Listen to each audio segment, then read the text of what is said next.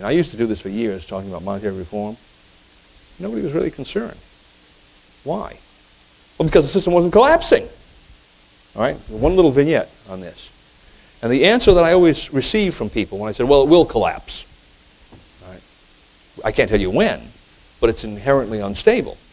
All right? I have this car, and it's missing one of the gears in the transmission, and it will run for a while, but at some stage that transmission will fail, and the car's going to stop. I mean, we know that. I can't tell you when, but it will. And the response I would always get, well, it doesn't matter to me. As long as the system keeps working, I can take this money, the paper money, I can take this money down to the store and I can buy what I want. And as long as I can continue to do that, the system's working and that's fine with me. Okay. Germany, 1923.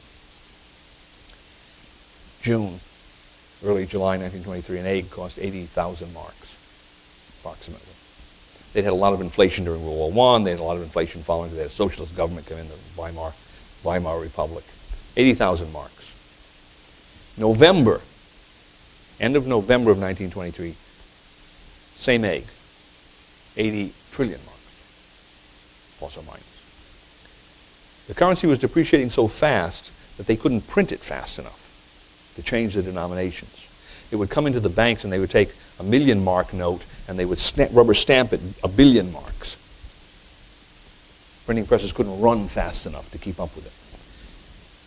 1 week later, the system completely collapsed. First week in December was gone. No one would take this stuff anymore. They were burning. You can see pictures of people burning this stuff in their stoves in the winter, that winter in Germany. It was worthless.